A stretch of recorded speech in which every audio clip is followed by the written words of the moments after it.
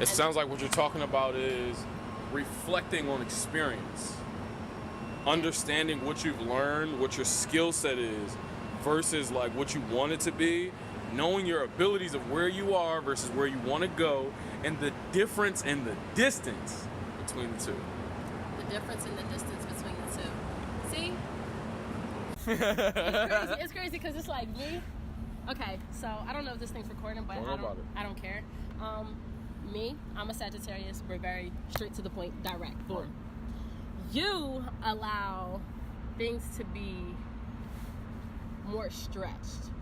For example, like what I just said, right? Like, experiences, but the richness is honing in on one craft, right, and everything else will come. Right. And you're saying it sounds like the distance and the whatever you just said, but it's cool because I still understand it. Right.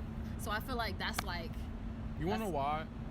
I've come to a point where, like, as a poet, you hear a lot of people, and the sun is the sky, and the sky is the stars. And I don't want to confuse anyone. I don't want anyone to. And for me, my message is not directed to make you feel a certain way. Mm-hmm. My message is directed to make you think. So if I give you the answer, I've given you the journey.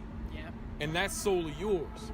Now, if I'm careful and I say things like, I leave it open-ended for your mind to fill in the blanks, because what we don't understand is that although we are all experiencing similar emotions, we're doing it with different perspectives.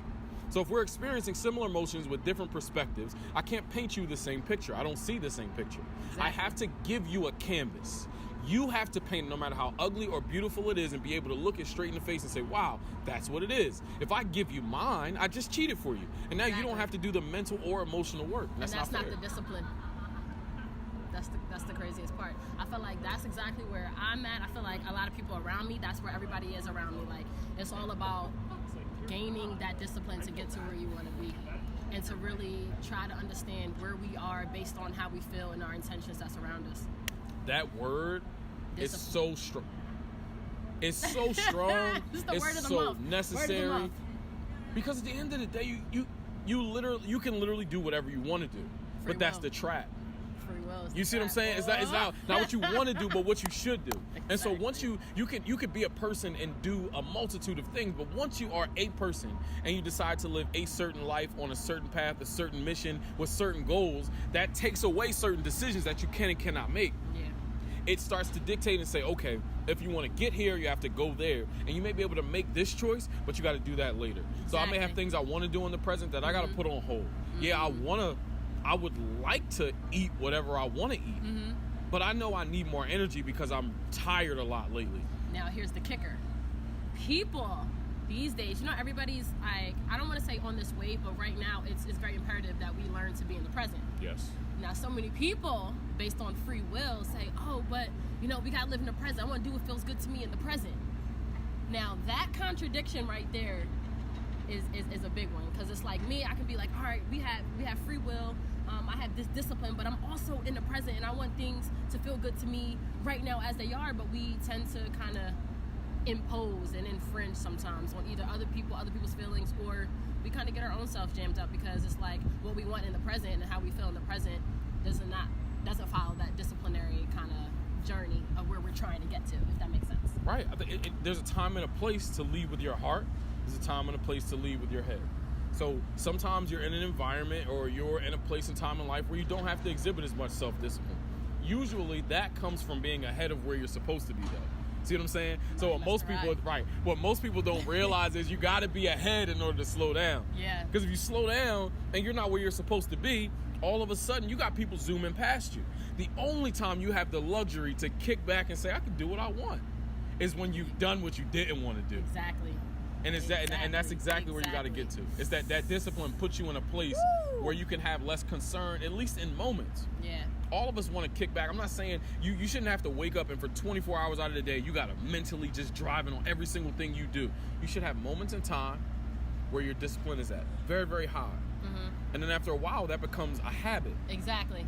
And then you don't have to think about it as much. And then you can kind of like coast along. And then there are areas and times where you're like, you know what, I want to relax right now. Or maybe I go to the gym every single day. And because I've done that for 4 months, this Sunday I want to take a trip out of town. And you'll probably say that and still go out of town and go work out. Right. Because it's a habit now. Exactly. See what I'm saying? Once So there's it's not habitual. that. I try to remove as many things from my brain as possible. So like the night before, I want to get my clothes out. That's not something I want my next day to be consumed with, because we don't even know that that little bit of brain power is taken away from our decisions we can make later on. Exactly. And those decisions become much more important. Should I continue talking to this person? Should I work another day at my job, or should I quit? Should I chase my dream? If you've used up that brain power on what you're wearing today, you don't have it in you to continue progressing forward. And that's just how we are. We add so much more thought into things that don't even really need it, or need the capacity of which we're giving it.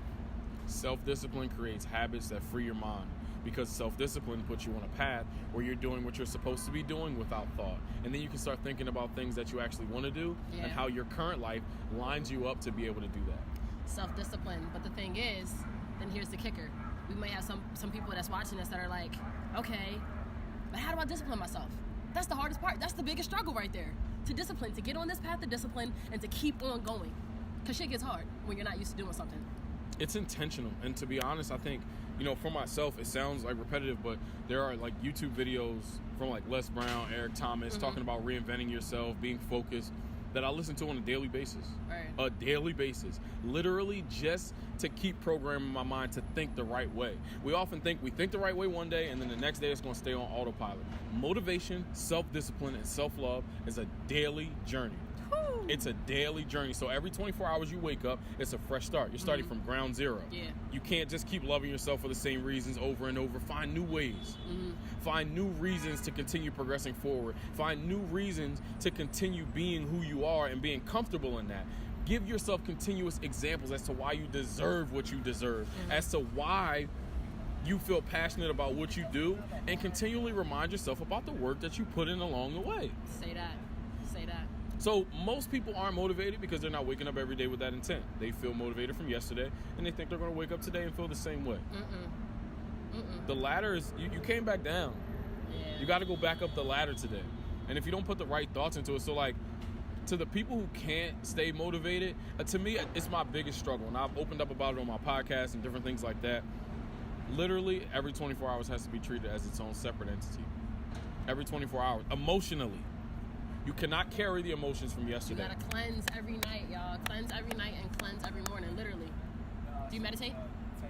In my own way. I don't know if I do it in like a uniform way, or like ways that are like conventional. Yeah.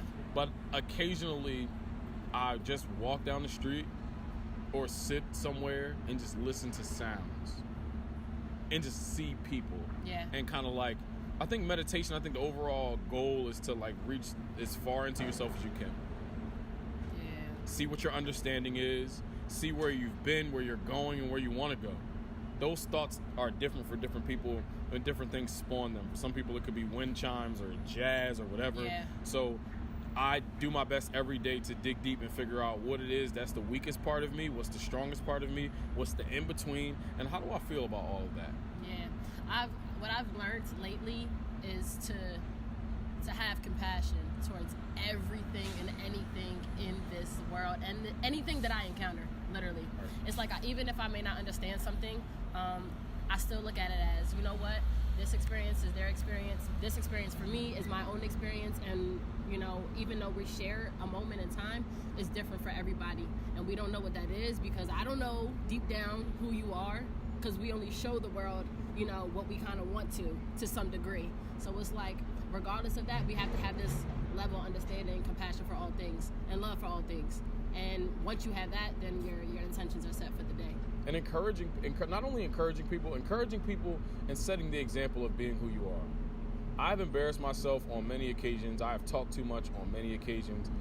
That's just a side effect of who I am, though. I'm goofy, and I have a lot of thoughts. It's not that I feel I'm so smart, it's that I have a lot of thoughts. Yeah. And when I meet a person and I'm passionate and they seem receptive, I want to give it all to you, which can be dangerous because we can only accept a certain amount of information at a time. Like, whoa. Right. This guy's deep. Like, I get that. I've been getting that a lot lately. They're like, wow, you're deep. Like, that'll be the thing that I get. So for me, I try to put myself in a position where I'm as close to who I really am to every single person I meet. And I try to use the discernment of who deserves more depth. And not deserve so much as like who's present. Who's here with me. Yeah. That is like me pouring out is going to do more for them or more for me. Hopefully both. Right. But something has to grow here. If there's no growth when I speak, then I probably should stop speaking. Right. It probably means I need to listen. Or that the other person isn't receptive of the message that I'm trying to deliver. And I have to be able to respect that and say, you know what, it's okay, you're not there. Exactly. And accept that maybe I planted a seed. And sometimes just who you are plants a seed. No, that's very true. You planted a seed. I was about to say the same thing for you. Like, you planted a seed. You know what I'm saying? It's just like, who wakes up this happy every day? Or at least every Monday. Right? Wednesday. Wise words. So it's Wise just words. like, chill. I'm in your presence. Like, stay humble, y'all. Stay humble. Like, no, this is like. That's crazy. It's amazing to come together and kind of like just converge minds. I think like this is an example. We didn't know what we were doing. Yeah. We walked past this spot, said, "Oh, sun, chair, leaves." We didn't know we were gonna go. talk about. Not at all. And to just throw your brain cells in a pot with other people. Throw your passions in the pot with other people and start to understand what they understand and what they're passionate about. And that it's going to grow you so much. You won't know what to do with it, but that's a good problem to have. Exactly. You planted so many seeds. It's crazy. Like, let me tell you, y'all, on the way to this location, I was like, all right, wait, can you stop talking for 2 seconds? And I wrote down in my notes 2 things that this man has said. And I would like to share them with you. Okay? People tend to build towards ownership. Guys, we are our own separate entities. We are just a source. You know, we're our own source. So we do not belong to anybody. We are just a product of our creators. And then we are then creating to build a community. We are not anybody's property. So that was one thing that really, really stuck out to me. Second, oh, you ready? Second, I kind of put this in my own words. But basically, I said people want to feel valued even in separation. Understand that we are still a person at the end of the day. Whether you are done dealing with one person or not, or whether you want to switch how you move with one person, still value what you have built in that time. Not built towards ownership. See, it all ties together. I'm telling y'all, he's planting seeds grow into a tree. But I just lost my train of thought, but that's okay. But people just want to feel valued at the end of the day. So that's where compassion comes in. That's where I was talking about have love and understanding towards everything and all things, regardless if it no longer serves your purpose or not, because it has at one point or another. That's all I want to say. Drops the mic. Mic drop. Stay humble. You heard it here first. Gotta love it, yo. Y'all better start collaborating.